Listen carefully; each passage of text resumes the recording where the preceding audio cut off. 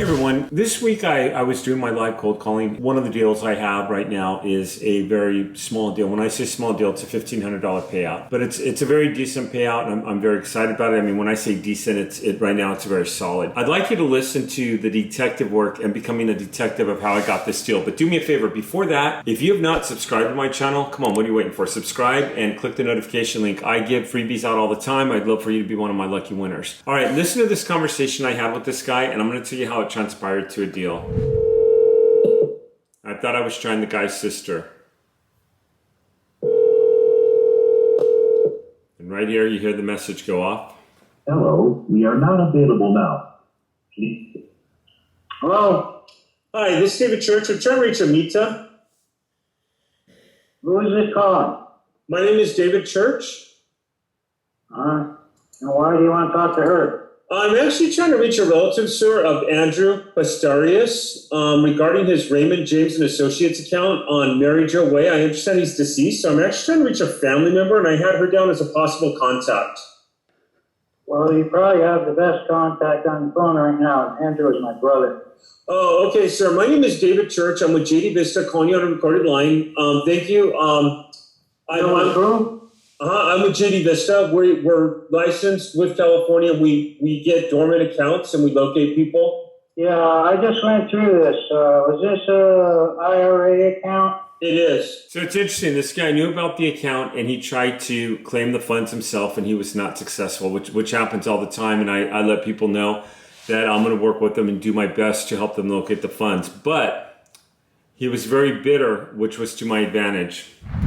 It is. Yeah, that thing, I went through that a few months ago, and they finally decided that I was not that his wife's relative, so I guess we're supposed to get it. Well, typically it goes to the wife, and then if the wife is deceased or whatever, it tends to go to their kids. Did they have kids? She had a child. I imagine that's who it gets. Oh, okay. And did she have a kid with him or no? No. No.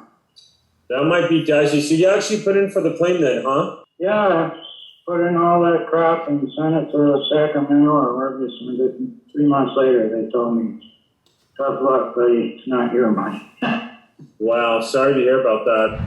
This guy's sharing information with me, and he's bitter. You can tell he's bitter, but he tells me it goes to her kids, and he starts talking. I'm going to tell you how I got this deal under contract here in a second. Okay, and they said it would go to her... Was this an account that was worth somewhere between $10,000 and $20,000? It's $15,034.12. That's the same one. It's already been pursued.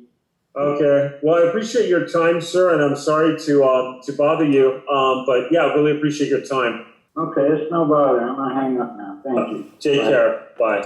I so badly wanted to ask him if he knew the wife's name, if he had any information on her. So what I did is I went back and when I searched this guy, I looked at people and I had several male and females with his last name. They could be brothers, they could be aunts, uncles, mother, father, well, in the same age range. So they were either cousins, brothers, or sisters. So what I did is I then did an address search. And this is true, this led to a deal. When I did the address search, a woman came up. What I did is I found her maiden name, I found her kids, I found her son. So I called and he had a couple cell phone numbers. So I tried one and I got his son. He's like in high school. And I told him I was calling. I just said, I'm calling about an account that he dealt with, and the son's like, try my dad. I said, is this the number? Son goes, yeah. So I left the father a message. The father called me back probably about 15, 20 minutes later and was real friendly. He knew about the account. He was having some difficulties in going about it. So I said, hey, my name is David Church. I'm with JD Vista. And I went over what I would do to help him be able to collect these funds. I told him I would help him, assist him in the paperwork and get everything ready for him. The next day he called me and I told him it would be about 24 hours. The next day I had a message from him saying, hey, I just want to check and see where we're at and see where the funds were. That is a motivated client. If you ever have a client that calls you back, this was the second time he called me back. So I responded with the call back. Getting contracts out there and getting contracts back, and trust me, this is huge. This is coaching.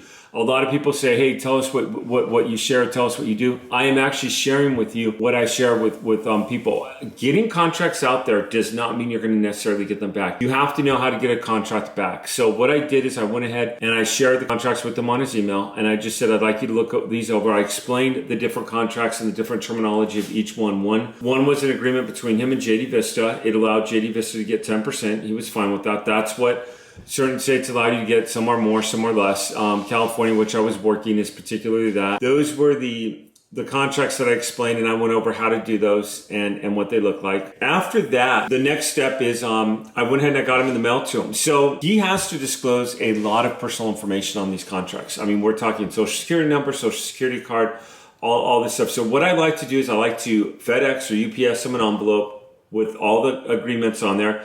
In California, you have to put the investigator's agreement in yellow paper. So I went ahead and I got that to him, explained it to him, FedEx it to him. And then what I'd like to do is put a self-addressed stamped envelope to the state of California. Unfortunately, it is a P.O. box, so you can't FedEx or UPS it to the P.O. box. So you have to do regular mail there. You could do express mail. But what I like to do is put an envelope in there with everything in it, prepaid postage. I like to make it as easy as possible for my client. So I even offered to send a notary out, because you figure if this guy gets paid, and I believe he will, he's got all the required documentation, JD Vista will get about $1,500. If I spend $40, $50, $75 on notary, that's fine. If I spend $10, $15 on postage, that's fine. If I spend $100, $150 in just getting expenses out there, I can deal with that. I try. It's not like I'm out there throwing money, because there could be a hiccup with the deal, but I do try to make it as easy as possible for my client so that they're wanting to work with me. They see that I know my stuff. So I've gone over so much information with you on this. So first of all was the detective case of this. So what I did is the guy said it goes to his wife's family and her kids. I've already tried, and I knew he wasn't going to give me that information. I found his ex-wife. That was step one. Okay, step two is I found her children.